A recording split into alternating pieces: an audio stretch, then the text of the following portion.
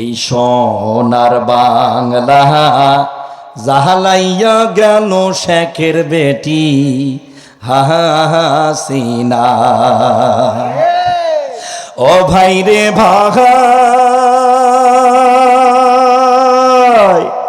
হাসিনার সরকার আসিয়া এই দেশটা খনি গেল দেউলিয়া, সেই বেদনায় কলজা ফাইটা যায়।